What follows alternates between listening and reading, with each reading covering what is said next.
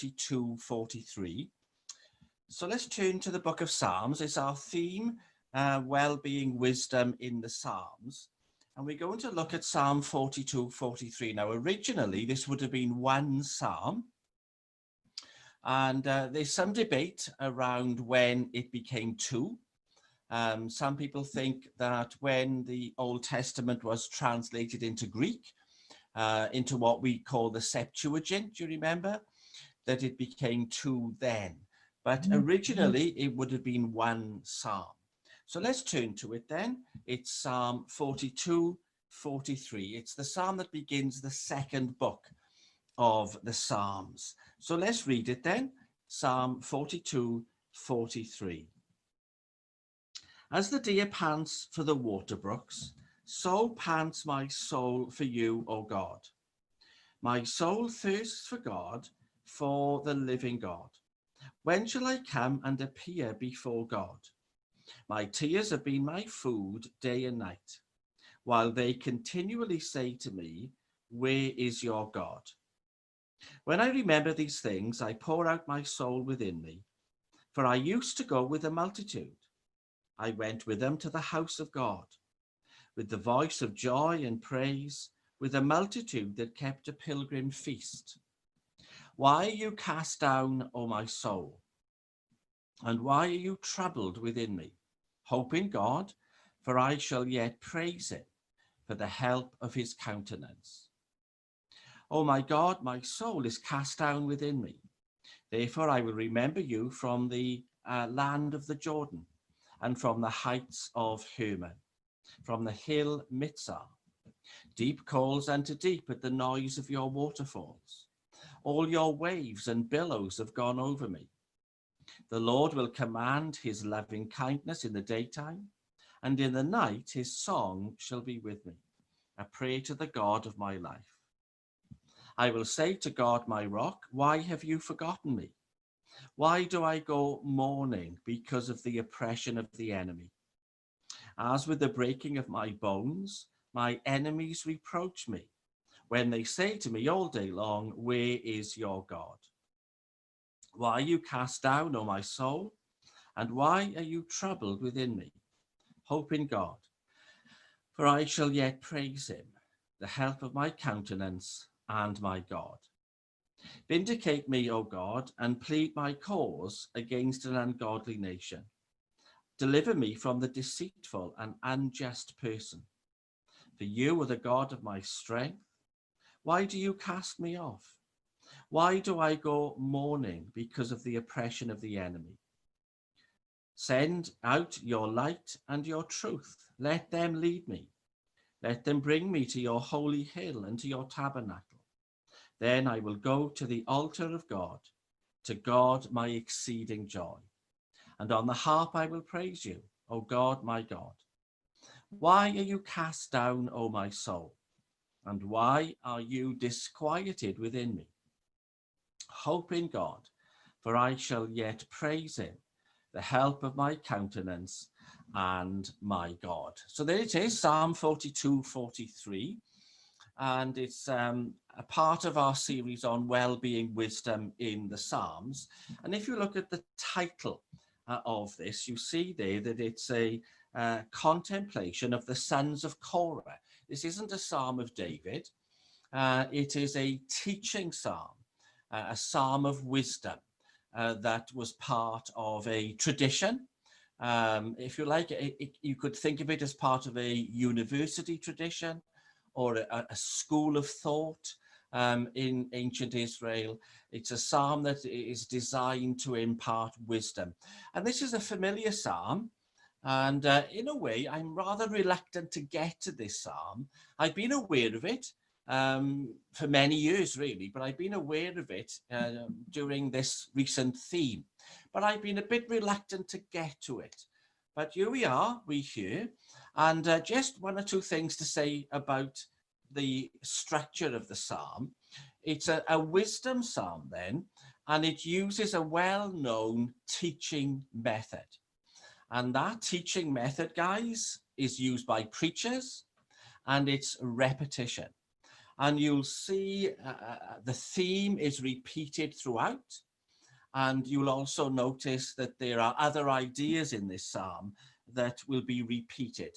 So like any good teacher, then the sons of Korah, they have wisdom to impart, and they'll say it again and again and again. Okay, so this is a psalm that has the idea of the cast down soul. So I'm sure you noticed how often that phrase was repeated. And if you wish, you can make that the title of the psalm. So we have in verse 6, well, let's go to verse 5, first of all, of Psalm 42. Why are you cast down, O my soul? Verse 6, my soul is cast down within me. Verse 11, why are you cast down, O my soul? And then as you go down into the next bit, verse 2, there's this idea of being cast off. That's just a variation of the same theme. And then verse 5 of Psalm 43, why are you cast down, O my soul? So what you've got here then is the cast down soul. And it's not so important to work out why, but I will show you why this psalmist is cast down. What's much more important is the wisdom this psalm has to offer to the cast down soul. Okay, so what you really need to take away from this psalm is the major wisdom around what a cast down soul should do. So why is this psalmist cast down? Well, there's the evidence in both psalms, and I'll refer to it as one psalm now. The evidence is that the psalmist is living in exile. Either he's been captured during a battle, or he's been taken captive in some way. It's not Babylon that he's in. He's in the region of Hermon and Mitzar, but he's living away from home. And he's living amongst unbelieving people. And so this psalmist is cast down because he's surrounded by an unbelieving culture that mocks his belief and faith in God. He's isolated, therefore, where he lives, but he's also separated from his people. He's separated from the people of Israel. And we meet this psalmist when he's out by the streams. He's sitting there, and he's by a waterfall. And as he sits outside by a stream with a waterfall in the background, he starts to think. And he's thinking about what he's lost. He's thinking about his past. And these are some of the reasons why he has been cast down. So if you take a look at verses 6 and 7 then. Oh my God, my soul is cast down within me. Therefore, I will remember you from the land of the Jordan. So he's in the land of the Jordan. He's in the region of the mountain Hermon, from the hill Mitzar.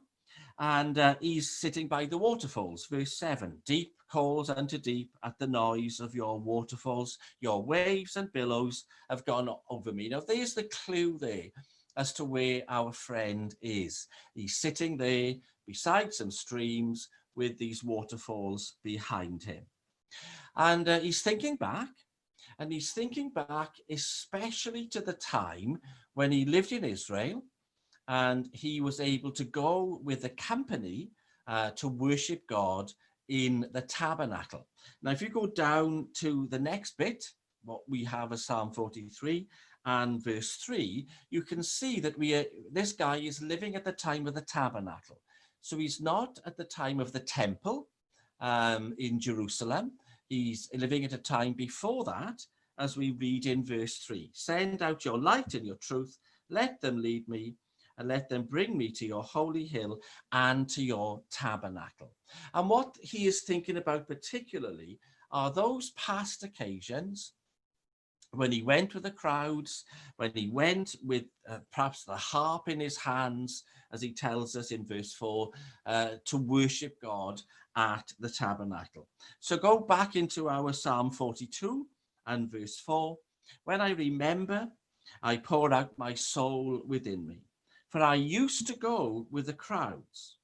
I went with them to the house of God, with a voice of joy and praise, with a multitude that kept a pilgrim feast. That's what he used to do. And he's remembering the joy of worshiping God with company. He's missing worship that is collective.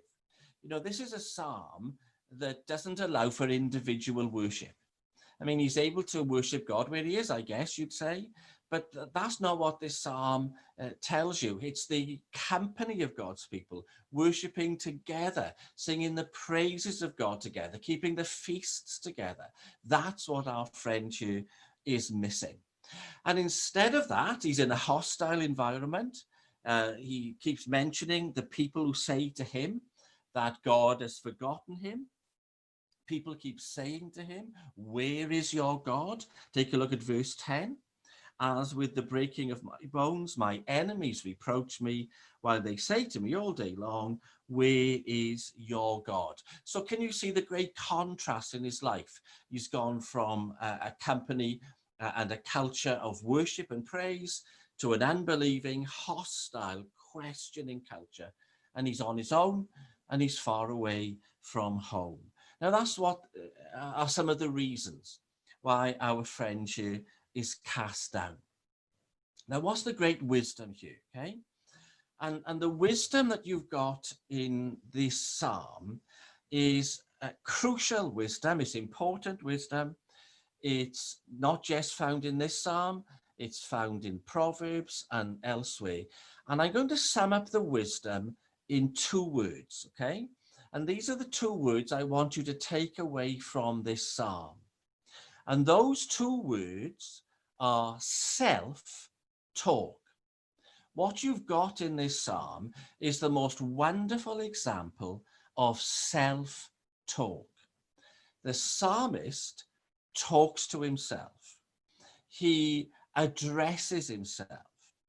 And that's the wisdom that this psalm has to offer. It is a description of, and it is a powerful case for the importance of self-talk. So I'm going to spend the rest of the time exploring that idea, and I want you to notice that I've described it as self-talk. I haven't said it's talking to yourself, because this is not talking to yourself. Many of you will say to me, oh, I was talking to myself and I said to myself this and I said to myself that. That's not what's going on in this psalm at all. And I know some people very well who tell me that they talk to themselves. They're living on their own perhaps, and they talk to themselves during the day. And no, that's not what's going on here, okay? Because this is self-talk, which is a different thing altogether. And part of self-talk is self-answering. So self-answering is a huge element. So let's take this idea further, okay? So I want you to give it the title self-talk. And self-talk falls into 2 parts. Self-questioning is the first part, and self-answering is the second. And if you are to do self-talk successfully, there has to be self-questioning and there has to be self-answering, okay? And both elements are crucial in well-being. I have to learn to ask myself questions, and then I have to be able to direct answers to myself, okay? So self-talk, that's the official title. And in many ways, it's a technical term, self-talk. Falls into 2 parts, self-questioning and self-answering.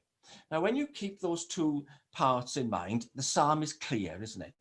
So let's look at the self-questioning, okay? And this is crucial. Why are you cast down, O my soul? Okay, we have that 3 times in this psalm. Verse 5, first of all, then verse 11, and then verse 5. Why are you cast down, O my soul? Now, let me just remind you again, because we'll slip back into it without realizing it. He's not talking to himself. This is self-talk. He's questioning himself, very much as if he's two people. He's being his own therapist. He's being his own doctor. He's approaching himself objectively. And in approaching himself objectively, he's asking himself the question about his soul. Why are you cast down, O my soul? Now, there's lots we can unpack there. The most obvious thing we can unpack is that he's recognizing his feelings. He's acknowledging his mood. He's not denying it. He's not trying to avoid it. He's not escaping it. He's not distracting himself from it. He's not pretending to be otherwise. He's not putting a face on. He's not painting a smile. He's addressing himself. He's questioning himself honestly. And he's beginning with an acknowledgement of what is true for him at this present time. He is cast down, but he's going to talk to himself by asking the question, why am I cast down? Now, you see, by doing that, he's immediately now beginning to create a bit of distance for himself. By coming at himself objectively and asking this kind of question, he's now allowing himself room to find an answer. And if we don't do that, then we are not going to find an answer.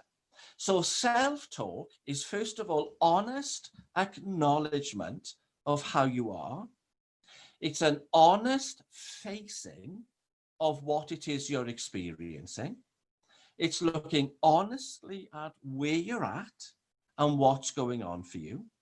But it's also then addressing it objectively. You're looking for solutions. And that is a key element in self-talk.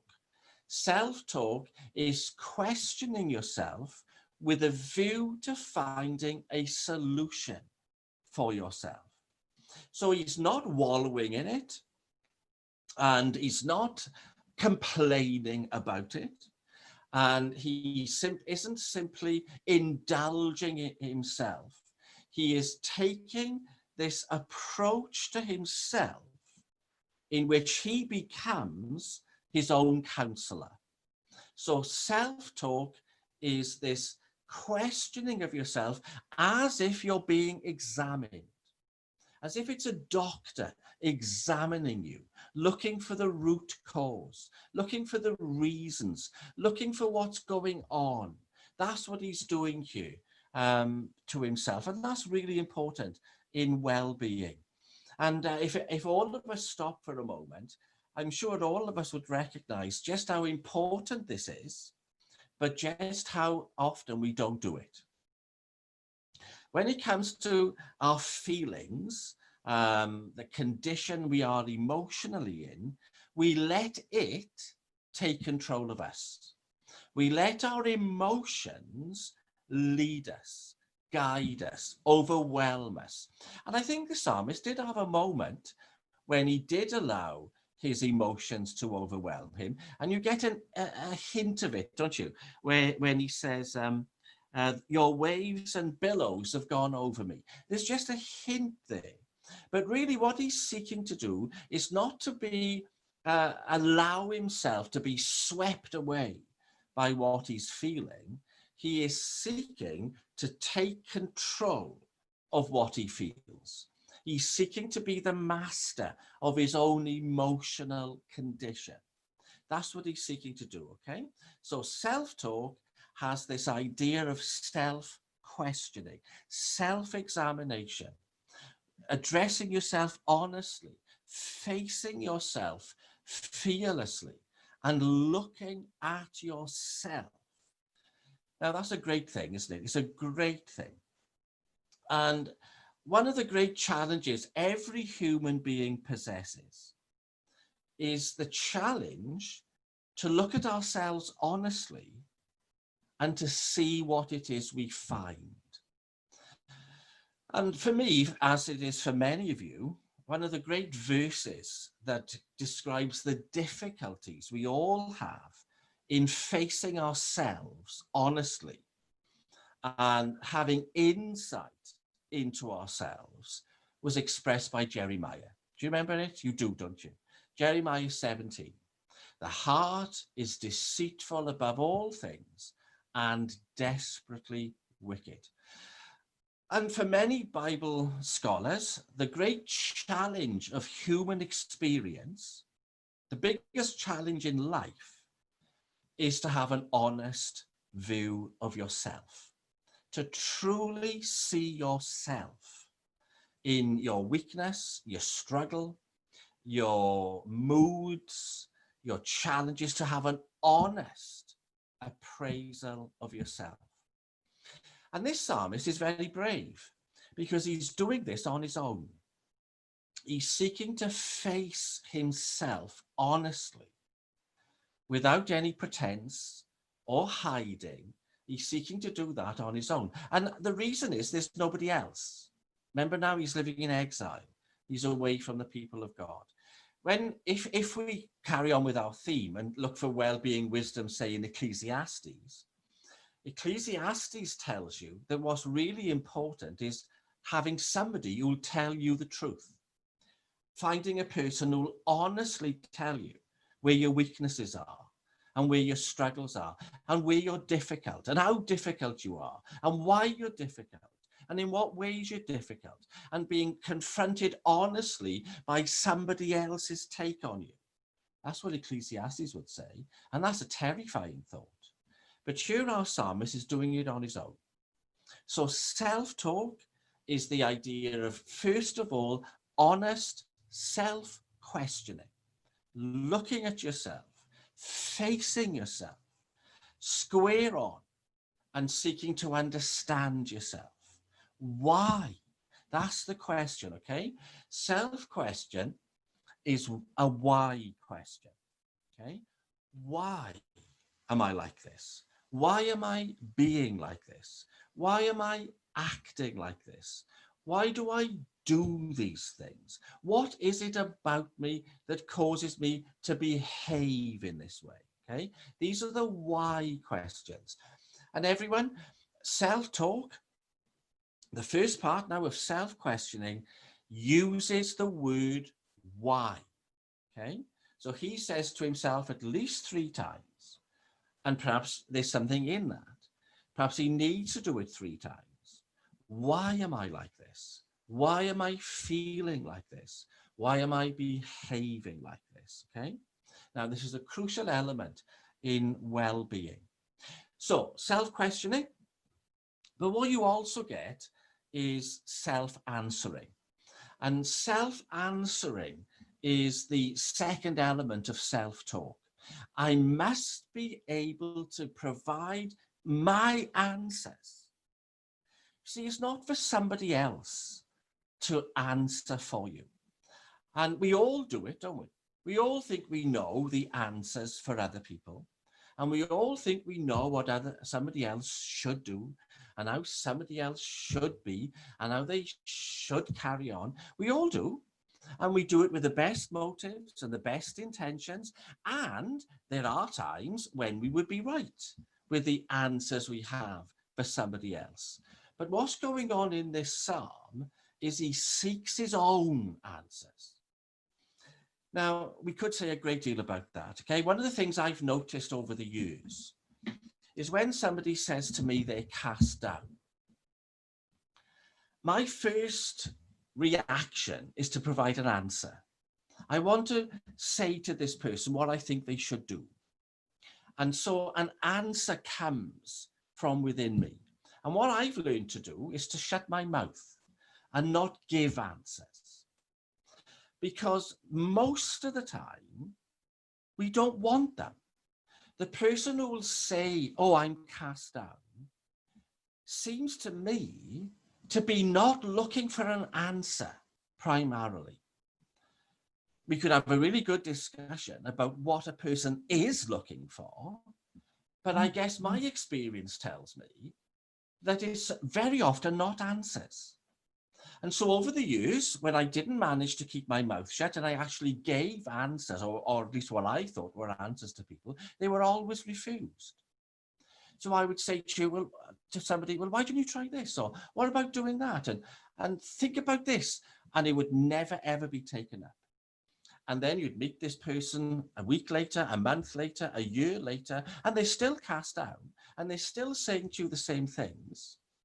What is it about us then that doesn't look for answers or solutions, but looks for something else? Whatever. What our psalmist is doing here, he is providing his own answers. And of course, the great thing about his answers is that they are answers in God. Now, that doesn't mean that everyone's answers will always be in God, but in the psalm, the answers for the psalmist are in God. Now, you see that very clearly, don't you? And you see it in two ways. You see it very clearly in one verse where you can almost get the sense of the psalmist giving himself the answer in a very clear way. So if you go down to, where is it? Verse 9.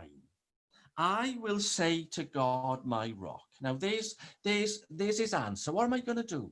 I'm cast down. Why am I cast down? Well, I want to ask the question. I want to understand why I'm cast down. So he's doing that. And then he says, well, this is what I'm going to do then. I'm going to say to God, my rock. Okay. And then you get, why have you forgotten me? That's what I'm going to say to God. I'm going to say this to him. Why do I have to put up with those people all around me mocking me and saying to me, where is your God? I'm going to do that. That's my answer. Now that is included in the psalm, it seems, to many people, because it's a specific answer to a specific part of his problem. So this is a wonderful example of the need to find specific solutions. So the thing that's he's really focused on, that's causing him to be cast down, is the attitude of those around him. And so he's going to tell God about it, and that's his solution. He's going to say to God. Now, can you see that that's a very specific solution? What you find elsewhere in the psalm is a general solution. It's a principle. And the principle that he finds is stated these three times. Verse 5, hope in God, for I shall yet praise him for the help of his countenance. Verse 11, hope in God, for I shall yet praise him, the help of my countenance and my God. And then back to verse 5 of Psalm 43, hope in God. Now, these are general statements, principles by which he will encourage himself and find solutions himself and find a way forward for himself. Okay, that's what he's doing. And I think this is rather wonderful, because in self-talk, when you're going to find answers, you need specifics, but you also need some guiding principles, something to live by more generally throughout the course of your life. And we have both. We've got the specifics here in verse 9. So this is my one particular problem. What's the solution going to be for me? Well, it's going to be this. And then you start doing, well, what about more generally then? What can I live by? How can I kind of guide my course? And that's what you get these three times, okay? So self-talk, self-questions, and self-answers. And as we think about that in this psalm, we get the sense that this psalmist, in being cast down, he's not if you like, depressed, you know, so that he needs antidepressants, or he needs to go to the doctor, or he needs some kind of medical treatment. It's not like that at all. What you're actually finding as you kind of weigh the psalm up, is that it's fair enough how he feels. It's perfectly reasonable to be down. There are times when it's okay to be upset. There are reasons that we have to be downcast, and that's fine, okay? It's not a failure of faith. It's not a sign of sin, and neither is it a sign that you're medically ill or psychiatrically unwell or you're mentally ill. It's not a sign of that either. And of course, you and I are living at a time when everything is a medical problem, isn't it? You know, you can even have coffee addiction syndrome these days. You know, we are living in that kind of culture. Well, this psalm isn't a psalm about a clinically depressed psalmist. This psalm tells us that life can be tough, and life can be challenging, and life can be hard, and things can be difficult, and the result of that is we can be cast down. And that's absolutely fine, and that's not a problem at all, and it's okay. And what we need in those moments is self-talk. That's what we need, okay? We need to do this questioning, and we need to do the answering, and we need to do both. And what I find encouraging about this psalm is the idea that there are answers. And for the believer, for, if you want to call it the Christian, there are answers. And whatever situation you're in, and whatever challenges you face, there are solutions. What we are asked for is the willingness to be open to them. And the evidence that we are willing to be open is when we ask ourselves the question, what's wrong? What's really going on here? What can I do to understand myself? Now, there it is, everyone. That's the great thing. Understanding yourself. What can I do to understand myself? And once I've asked that question, then the idea is the psalm rolls on so that you can start to find answers for yourself. You can find the answers to yourself, okay, and to the situation you're in, and they can be specific answers and they can be general principles. Now, I'm a bit reluctant to finish because I know the time has gone, but what I'm dreading by looking at this psalm with you, number of things really, but mainly the idea that you'll go away from here with the idea that you're going to talk to yourself from now on. This isn't talking to yourself. Okay? It really isn't. And I don't know why I'm going on about this so much. I think it is because I've had so much experience of people saying to me, oh, and I gave myself a good talking to. That's not what's going on in this psalm. Now, please, you know, all of us, when we go away from a study or go away from a sermon, we forget it straight away. So you're going to forget this straight away, and that's fine. But if you don't forget it, don't remember the wrong thing. You're not going to give yourself a good talking to. You're going to do two things. Question yourself honestly, and answer yourself honestly.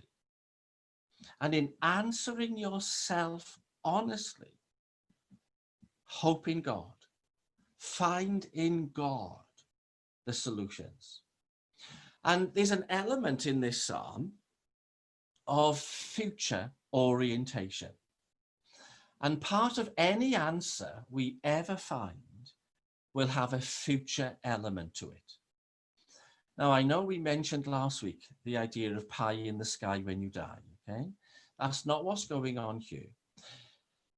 To have an answer, for that answer to be meaningful, it must always include hope. We must always have an element of hope if we are to live well. And I want just to add a corrective now to all the studies we've done together for so long. Hope in this psalm isn't heaven, people, okay? It's not the hope, that certain thing that we've looked at recently in the New Testament. It's not glory. It's not that kind of doctrine of heaven and the future. That's not the hope here. The hope here, I'm afraid, is optimism, hopefulness, and is underlying a fundamental element of well-being, and that is to live with a sense of optimism day to day. And that is another great challenge, because part of his cast down experience is that he'd lost optimism. He thought that everything was bleak. There was nothing good left. There was nothing to see, to be encouraged by. And this to me is huge. It's really huge. The importance in our well-being to have a sense of optimism. Now, again, you see, there are dangers. I don't want you now to talk about your character. I don't care about your character. It's a big mistake to talk about your character. Okay? This isn't about being a glass half full person or a glass half empty person. This isn't what I'm talking to you about. I'm talking about a sense of optimism, a psychological sense that not everything is grim, that not everything is hopeless, that not everything is depressing, that not everything is a grind, that it's not all hard work. That's what I'm saying to you. There's this sense needed of optimism. Where does he find his optimism? In God. Okay, that's where he finds the optimism. He doesn't have a bit of optimism in the people who live in Herman or Mitzpah or whatever he is. You know, we are not to have optimism in our politicians, and thank goodness for that. We are not to be optimistic, are we, about a vaccine? We're not to be optimistic now that the weather's going to get better and the days are going to get longer. Optimism is in God. And it's a crucial element here that you don't see very often in our Bibles. The need to live with daily optimism, that you draw down from God, that you source in God, that you find in God, that is sustaining you from God. But nonetheless, it's an optimism that is being carried by you in the here and now. Not, as I say, for heaven, but a sense of optimism, an outlook of optimism that can be found as you seek answers in God. Does this make sense? I hope it does, okay? Because, you know, we got so many pitfalls that we can fall into. Just to remind you, oh, I gave myself a good talking to. That's not what this psalm's about, okay? Just don't do that. Self-talk, questions, answers, optimism. That's what we've got here. So that's Psalm 42, 43. Thank you very much.